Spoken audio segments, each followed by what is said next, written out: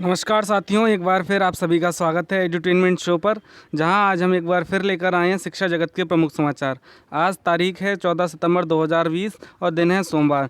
तो आज की जो हमारी प्रमुख हेडलाइंस है उसके विषय में एक नज़र डाल देते हैं। देखिए, आज हिंदी दिवस है, तो सभी जितने भी इस वीडियो को देखने वाले हैं सभी को हिंदी दिवस की हार्दिक शुभकामनाएँ। उसके बाद जो 5 साल की संविदा नियुक्ति की बात कल सरकार जो प्रस्ताव लाने वाली थी उसका चौतरफा विरोध शुरू हो गया है। लोगों ने धरना प्रदर्शन, विरोध प्रदर्शन उसका शुरू कर दिया है।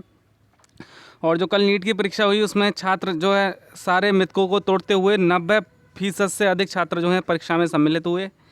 और यूपी SSS में फंसी तमाम भर्तियां ऐसी हैं जो सालों से लटकी हुई हैं और जिनका कोई सुनवाई नहीं है। तो इसी के साथ देश और दुनिया की तमाम अपडेट से आपको रूबरू कराएंगे, तो वीडियो को शुरू से लेकर अंत तक पूरा देखिए। अगर आपको वीडियो पसंद आए तो इसे लाइक करें, और अगर आप हमारे चैनल पर नए हैं तो हमारे चैनल को सब्सक्राइब अवश्य कर लें, जिससे आने वाली वीडियोज़ का नोटिफिकेशन आपको मिलता रहे। तो आइए हम अपनी वीडियो को शुरू करते हैं। देखिए, सबसे पहले हम चर्चा कर लेते हैं हिंदी दिवस के विषय में, जो कि आज 14 सितंबर को मनाया जाता है। तो स्वतंत्र भारत की राष्ट्रभाषा के प्रश्न पर 14 सितंबर 1949 को काफ़ी विचार विमर्श के बाद यह निर्णय लिया गया, जो भारतीय संविधान के भाग 17 के अध्याय की अनुच्छेद 343 का में इस प्रकार वर्णित है। संघ की राजभाषा हिंदी और लिपि देवनागरी होगी। संघ के राजकीय प्रयोजनों के लिए प्रयोग होने वाले अंकों का रूप अंतर्राष्ट्रीय रूप होगा। यह निर्णय 14 सितंबर को लिया गया। इसी दिन हिंदी के मूर्धन्य साहित्यकार व्यवहार राजेंद्र सिंह का 50वां जन्मदिन था। इस कारण हिंदी दिवस के लिए इस दिन को श्रेष्ठ माना गया था। तो देखिए, कई कारण हैं इसके हिंदी दिवस मनाने के पीछे, और जो है इस दिन हिंदी को देश की राजकीय भाषा घोषित किया गया था। इस वजह से जो है आज का दिन हिंदी दिवस के रूप में मनाया जाता है। तो हिंदी हम सबकी मातृभाषा है, जननी है, तो हम सबको जो है हिंदी भाषा का अधिक से अधिक प्रयोग करना चाहिए और किसी प्रकार की लज्जा या शर्म का महसूस नहीं करना चाहिए, क्योंकि हिंदी जो है एक गौरवशाली भाषा है। इसका इतिहास जो है बहुत गौरवशाली रहा है। तो जितने भी हमारे व्यूअर्स हैं, जितने भी इस वीडियो को देखने वाले हैं, सभी को हिंदी दिवस की हार्दिक शुभकामनाएँ। अब बढ़ते हैं अगली खबर की तरफ। देखिए, सरकारी नौकरी में संविदा प्रस्ताव का विरोध। BHU सिंह द्वार पर प्रदर्शन कर निकाला विरोध मार्च। देखिए, सरकारी नौकरी से पहले संविदा पर 5 साल तक काम करने का सरकार का प्रस्ताव का विरोध शुरू हो गया है। रविवार को इसके विरोध में BHU के छात्रों ने सिंह द्वार पर प्रदर्शन कर मार्च निकाला और इस पर दोबारा विचार करने की मांग की। छात्र मृत्युंजय तिवारी आज़ाद के नेतृत्व में प्रदर्शन कर रहे छात्रों की पुलिस से नोकझोंक भी हुई। मृत्युंजय ने बताया कि सरकारी नौकरी पाने के सपने को साकार करने के लिए बड़ी संख्या में युवा दिल्ली, बनारस, इलाहाबाद, लखनऊ सहित अन्य जगहों पर रहकर तैयारी करते हैं। सरकार इस तरह का प्रस्ताव लाकर युवाओं के सपने को तोड़ने में लगी है। सरकार ने समूह खा और गाँव में भर्ती प्रक्रिया में पहले 5 वर्ष को संविदा से नौकरी की शुरुआत करने का जो प्रस्ताव लाने की तैयारी कर रही है वह युवाओं के हितों के विरुद्ध है। सरकार को इस पर पुनर्विचार करना चाहिए। तो निश्चित रूप से जो सरकार प्रस्ताव ला रही है, कहीं ना कहीं उससे युवाओं के जो सपनों को लगने वाले पंख थे उनको कतरा जा रहा है, और निश्चित रूप से युवा जो है ऊंची उड़ान नहीं भर पाएगा। तो निश्चित रूप से सरकार के इस फैसले का चारों तरफ विरोध शुरू हो गया है। सभी कोचिंग संस्थान, सभी छात्र, अभिभावक, जितने भी संघ हैं, सभी जो है इस चीज़ का विरोध कर रहे हैं कि संविदा की जो अवधि है 1 वर्ष या 2 वर्ष से अधिक नहीं होनी चाहिए, और इस दौरान उसको सभी तरीके के लाभ मिलने चाहिए, जिससे किसी भी अभ्यर्थी या किसी भी जो परीक्षा की तैयारी करने वाले छात्र हैं उसका जो है मन या उसका जो उत्साह डाउन ना होने पाए। देखिए, कोई भी अभ्यर्थी जब परीक्षा की तैयारी करना प्रारंभ करता है तो 2-3 साल के लंबे सफ़र घर छोड़ने के बाद वो उस परीक्षा में सफलता अर्जित करता है, और 5 साल तक आप उसका जो है संविदा पे रखेंगे। उस दौरान उसको ये भी गारंटी नहीं है कि वो जॉब में रहेगा भी या नहीं रहेगा।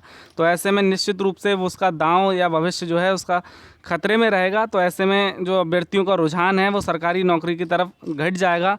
तो ये सरकार की सोची समझी कह सकते हैं एक रणनीति है, जिसके तहत जो है आप सभी देख रहे हैं जो अभी ऑनलाइन डिजिटल क्रांति लाए थे अभ्यर्थी, तो उसका सकारात्मक असर तो देखने को मिला, लेकिन ये इसका नकारात्मक पहलू है, जिसको हम कह सकते हैं सरकार जो है अपना एक जो भर्ती ज़्यादा ना करना पड़े और जो छँटनी प्रक्रिया है उसको इस प्रक्रिया के तहत अंजाम दे सकते हैं। इस प्रक्रिया के तहत निश्चित रूप से इससे छात्रों के हित प्रभावित होंगे, और जो लोग सेवा में आएंगे तो निश्चित रूप से उनकी जो मानसिक स्थिति है बिल्कुल जो है डिप्रेशन में कह सकते हैं कि भाई काम के दौरान भी जो है उनके ऊपर एक हावी प्रेशर रहेगा। तो उस प्रेशर को सरकार को कम करना चाहिए, और ऐसी नीतियों पर अमल में लाने से पहले उस पर पुनर्विचार करना चाहिए कि इससे किसी का हित प्रभावित ना हो, किसी को नुकसान ना हो और कोई किसी तरीके की परेशानी का सामना ना उठाए। बढ़ते हैं अगली खबर की तरफ। पूर्व माध्यमिक विद्यालय में लगा सीटें फुल का बोर्ड, सीबीएसई स्कूलों के बच्चों ने भी लिया दाखिला। देखिए शहर के कई परिषदीय स्कूल बच्चों के लिए तरस रहे हैं। वहीं सेवापुरी ब्लॉक का पूर्व माध्यमिक विद्यालय ठटरा जिले का पहला ऐसा पूर्व माध्यमिक विद्यालय जहां सीटें फुल का बोर्ड लग गया है। हालांकि यह उपलब्धि यूं ही हासिल नहीं हुई, विद्यालय के विकास के लिए शिक्षकों ने अपनी सैलरी तक दान कर दी। प्रधानाध्यापक और शिक्षकों ने अपनी सैलरी से 2 कक्षाओं 65-70 हज़ार की लागत से टाइल्स लगवाए, शौचालय का निर्माण पूरा कराया, 35 हज़ार की लागत से वॉल पेंटिंग कराई। यहाँ स्मार्ट क्लासरूम है, हरा भरा परिसर और कमरों में सीसीटीवी कैमरे और टाइल्स लगे हैं। ब्रिक्स बिछा परिसर है तो इन्वर्टर, आरओ, प्रोजेक्टर जैसी जरूरी चीज़ें भी हैं। हिंदी माध्यम के स्कूल में 299 लड़के और 288 छात्राएं नामांकित हैं। विद्यालय के कायाकल्प को देखकर महानिदेशक ने इस विद्यालय के शिक्षकों की सराहना की है। लेकिन निश्चित रूप से अगर आज के दौर की बात करें तो ऐसे तमाम शिक्षक, ऐसे तमाम विद्यालय आपको देखने को मिल जाएंगे जिसमें शिक्षक जो है पूरा तन मन धन सब कुछ लगाकर उस विद्यालय की काया पलटने का काम करते हैं। तो निश्चित रूप से ऐसे में सरकार को ध्यान देना चाहिए कि उन शिक्षकों के या उस विद्यालय का जो है किसी तरीके से विकास ना रुकने पाए और जो भी सरकार की तरफ से सहयोग है वो भी उसको मिलना चाहिए। और जो है निश्चित रूप से नई शिक्षा नीति आने से पहले ही जो ऐसे स्कूल हैं उनकी संख्या बढ़ती जा रही है और जो प्राइवेट कॉन्वेंट स्कूलों के बच्चे हैं उनका रुझान भी सरकारी स्कूलों की तरफ बढ़ रहा है। तो ऐसे में सरकार भी साथ आए और विद्यालय, एक ऐसा विद्यालय एक नहीं होना चाहिए बल्कि ज़िले के सारे विद्यालय जितने भी परिषदीय या माध्यमिक विद्यालय हैं सभी इसी तरीके के होने चाहिए, जिससे कोई भी जो ज़रूरतमंद है, मतलब जिसके पास फीस के पैसे नहीं है और जो कॉन्वेंट स्कूल में बच्चों को पढ़ाना चाहता है तो वो निसंकोच अपने बच्चों को सरकारी स्कूलों में पढ़ा पाए। ऐसा हमें विद्यालय बनाना होगा, तभी हमारे देश का मतलब भविष्य सुरक्षित है। अन्यथा की स्थिति में देश जो है देश के लिए खतरा है, क्योंकि कॉन्वेंट स्कूलों की दिन ब दिन जो बढ़ती जा रही है फीस, उसको वहन कर पाना एक आम आदमी के बस की बात नहीं है। ऐसे में सरकारी स्कूलों को ये जिम्मेदारी उठानी होगी कि कोई भी बच्चा अशिक्षित ना रहे और उसके लिए हम सबको मिलकर प्रयास करने होंगे। देखिए यहाँ पे बहुत बढ़िया व्यवस्था है। डाइनिंग टेबल पर mid day meal, social media पर भी विद्यालय का प्रचार प्रसार। 2009 से हुई थी विद्यालय बदलाव की शुरुआत। राष्ट्रीय आविष्कार पुरस्कार में चयनित हुए छात्र। तो केवल ऐसा नहीं है विद्यालय का जीर्णोद्धार कर दिया, विद्यालय अच्छा हो गया, उसके शिक्षक, शिक्षा व्यवस्था, शिक्षा पद्धति और तमाम सारी जितनी भी पहलू होते हैं उन सब पर काम किया गया, तब जाके विद्यालय का रेनोवेशन किया गया है। और वास्तव में उस विद्यालय में ऐसी शिक्षा दी जा रही है कि उसके विद्यालय के बच्चों का चयन जो है राष्ट्रीय आविष्कार पुरस्कार के लिए हुआ है।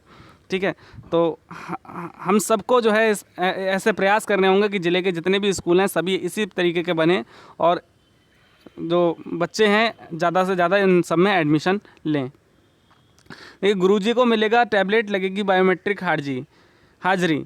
देखिए बेसिक शिक्षा विभाग के परिषदीय स्कूलों के बच्चों में शैक्षणिक गुणवत्ता और निखारने के लिए प्रदेश सरकार की ओर से एक पहल की गई है, जिसमें जिले के 1014 में प्राथमिक व 354 उच्च प्राथमिक स्कूलों के प्रधानाचार्य को टैबलेट दिए जाएंगे। टैबलेट में बच्चों की ई लर्निंग, स्कूलों की निगरानी से संबंधित सारे ऐप होंगे। टैबलेट की खरीदारी के लिए टेंडर की प्रक्रिया पूरी हो चुकी है और दिसंबर तक विद्यालय के प्रधानाध्यापकों को टैबलेट दे दी जाएंगे।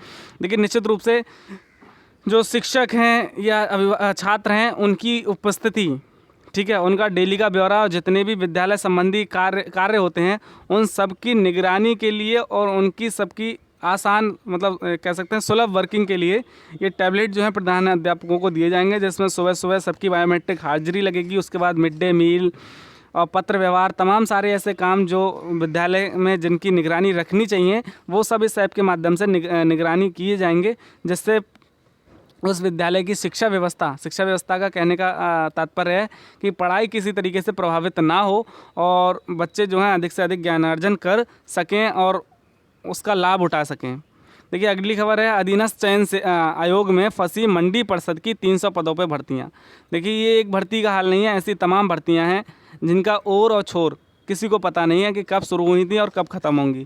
तो मंडी परिषद में खाली पदों पर भर्तियां लंबे समय से UPSSC में फंसी हुई हैं। इसके लिए काफ़ी समय पहले लिखित परीक्षा हो चुकी है लेकिन परिणाम घोषित नहीं किया गया। इससे हज़ारों अभ्यर्थी परेशान है। वहीं मंडी परिषद का कामकाज भी प्रभावित हो रहा है।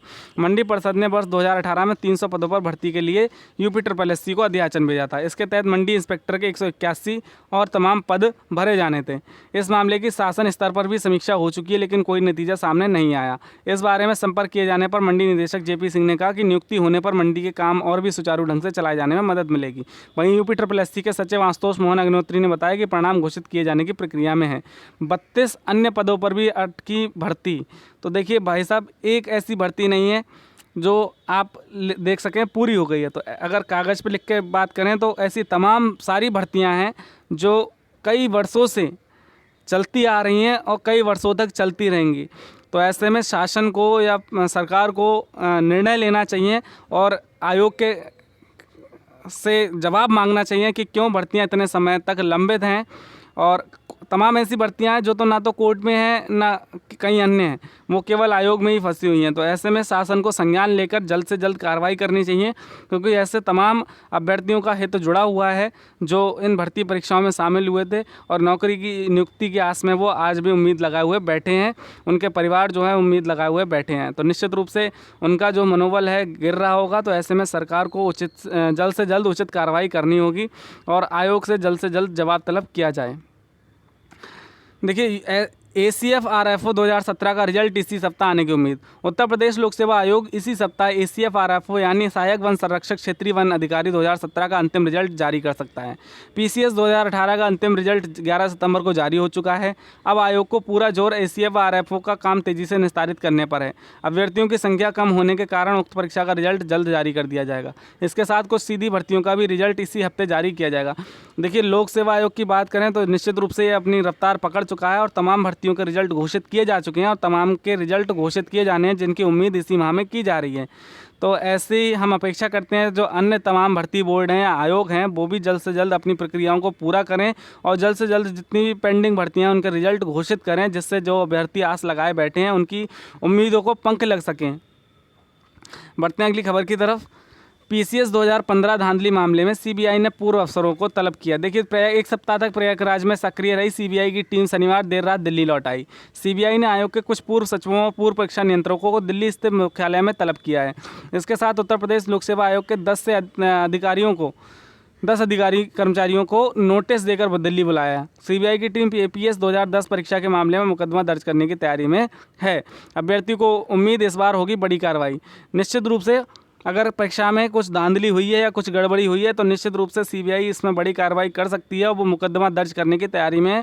उसकी जांच लगभग पूरी हो गई है। उन्होंने 10 से अधिक अधिकारियों और कर्मचारियों को दिल्ली स्थित मुख्यालय पर तलब किया है और उससे वहीं पर पूछताछ की जाएगी। उसके बाद जो है CBI अपनी फाइनल रिपोर्ट लगाने के बाद आरोप पत्र दाखिल करेगी। तो निश्चित रूप से इसमें कुछ बड़े नाम उजागर होंगे और बड़ी जो अभ्यर्थी जिन्होंने ये अपील की थी निश्चित रूप से उनका जो है न्याय मिलेगा और वो जो है 50 साल की उम्र पार पुलिसकर्मियों पर गिर सकती है गाज। 50 की उम्र पार कर चुके इंस्पेक्टर दरोगा सिपाही को जबरन रिटायर करने की सुगबुगाहट से खलबली मच गई है। ऐसे पुलिसकर्मियों की सूची तैयार की जा रही है। इससे दागी पुलिस वालों की नींद उड़ी हुई है। बीमारी के बहाने मनचाही पोस्टिंग पाने वाले भी परेशान हैं। मलाईदार पोस्टिंग का लाभ उठा रहे पुलिसकर्मियों में ज़्यादा बेचैनी देखी जा रही है। जिले और रेंज पुलिस के गोपनीय विभाग में सूची तैयार करने की तैयारी शुरू हो गई है। माना जा रहा है कि जिले में तैनात 2800 में से 5% यानी 150 पुलिसकर्मियों पर गाज गिर सकती है। तो देखिए, आप सभी जानते हैं कि अभी कई बड़े पुलिस अधिकारियों को निलंबित किया गया, 50 से अधिक अधिकारियों का ट्रांसफ़र किया गया और ये प्रक्रिया कल रात भी चली है जिसमें तमाम जिले के कप्तानों को बदला गया है। तो निश्चित रूप से योगी सरकार जो है कानून नियंत्रण कानून प्रशासन और अपराध नियंत्रण के मामले में सक्रिय है और वो किसी भी तरीके से शिथिलता नहीं बरत रही है। तो ऐसे में जो है जो 50 साल से अधिक उम्र के कह सकते हैं अक्रिय या फिर जो एक जगह पे पोस्टिंग में टिके हुए हैं या फिर जो दागी पुलिस वाले हैं उनकी सूची बनाकर तैयार किया जा रहा है और उनको जबरन रिटायरमेंट 50 से उम्र पार जो कर चुके हैं उनको जबरन रिटायरमेंट दिया जाएगा, जिससे विभाग नीट एंड क्लीन रहे। तो ऐसी जो है सरकार की तैयारियां चल रही हैं और ऐसी जो है विभाग के अंदर से सुगबुगाहट आ रही है। तो इससे लेकर पुलिस वालों में खलबली मच गई है। 90% छात्रों ने दी मेडिकल प्रवेश परीक्षा। देखिए, कोरोना के कारण 2 बार टल चुकी मेडिकल प्रवेश परीक्षा नीट 2020 रविवार को अंततः संपन्न हो गई। इसमें 85 से 90% छात्र शामिल हुए। कोरोना संक्रमण को देखते हुए नेशनल टेस्टिंग एजेंसी ने छात्रों की सुरक्षा के लिए बेहतरीन तैयारी की थी। देश के 3862 परीक्षा केंद्रों पर यह परीक्षा सफलतापूर्वक संपन्न हो गई। एनटीए ने कहा कि कोरोना पॉजिटिव होने के कारण जो छात्र परीक्षा से वंचित रह गए उन्हें जल्द परीक्षा का मौका मिलेगा। इसका परिणाम 12 अक्टूबर तक जारी होगा। तो निश्चित रूप से जैसा अभी इसके ऊपर राजनीति चल रही थी, गंभीर राजनीति, कि छात्र जो है परीक्षा में शामिल होंगे नहीं होंगे, कोरोना है। तो देखिए भाई, कोरोना का बहाना देकर हम किसी का वर्ष बर्बाद नहीं कर सकते। माननीय सुप्रीम कोर्ट ने ऐसा अपने एक आदेश में कहा था। तो उसी को ध्यान में रखते हुए एनटीए ने परीक्षा आयोजित करवाई और उसमें जो है रिकॉर्ड 90% छात्रों ने उपस्थिति दर्ज करवाई। केवल 10% छात्र जो हैं रह गए और उनके लिए भी एनटीए जो है दोबारा परीक्षा आयोजित कराने पर विचार कर रहा है, जो छात्र छूट गए हैं, परीक्षा से वंचित रह गए हैं। तो ऐसे में जो है निश्चित रूप से जो परीक्षाओं पर या किसी बेरोजगारों पर, युवाओं पर सरकारों को राजनीति बंद कर देनी चाहिए और जो उनका भविष्य है उसको जो है अंधकार में ना ले जाकर उजाले की ओर ले जाना चाहिए। बढ़ते हैं अगली खबर की तरफ। इलाहाबाद हाई कोर्ट में बढ़ रहा है हिंदी का प्रयोग। देखिए, हिंदी दिवस है। इलाहाबाद हाई कोर्ट में हिंदी का प्रयोग निरंतर बढ़ रहा है। हिंदी में बहस करने वाले वकीलों की संख्या में इजाफा हो रहा है। हाई कोर्ट के मुख्य न्यायमूर्ति गोविंद माथुर ने वादकारी व वकीलों को फैसले के प्रति हिंदी में उपलब्ध कराने की व्यवस्था बनाई है। वहीं कुछ न्यायमूर्ति हिंदी भाषा में ही सारा काम करते हैं। देखिए, संस्कृत में दिया आदेश। न्यायमूर्ति स्व बनवार लाल यादव ने भी हिंदी के कामकाज को बढ़ावा दिया है। बताते हैं कि उन्होंने 1986 में देववाणी संस्कृत में एक निर्णय पारित किया था। बाद में उसे हिंदी व अंग्रेजी में अनुवाद किया गया। तो निश्चित रूप से ऐसे तमाम वकील हैं, ऐसे तमाम न्यायाधीश हैं जो हिंदी में कामकाज को बढ़ावा दे रहे हैं और निश्चित रूप से ऐसे हिंदी को प्रोत्साहन मिलेगा और हिंदी भाषा को जो है कह सकते हैं एक नए आयाम मिलेंगे, नए शिखर पे जाएगी हिंदी भाषा। तो हिंदी दिवस की हार्दिक शुभकामनाएं देते हुए हम सभी एक बार फिर से ये प्रतिज्ञा करते हैं कि हिंदी का जो प्रचलन है उसको ज़्यादा से ज़्यादा प्रचलन में लाएं और उसे ज़्यादा से ज़्यादा विकसित करें। तो इसी के साथ जो है आज की हमारी वीडियो समाप्त होती है। आशा करते हैं आपको वीडियो पसंद आएगी। अगर आपको हमारी वीडियो पसंद आए तो इसे ज़्यादा से ज़्यादा लाइक करें, ज़्यादा से ज़्यादा शेयर करें और हमारे चैनल को सब्सक्राइब करें। तो thank you for watching our video. Thank you very much.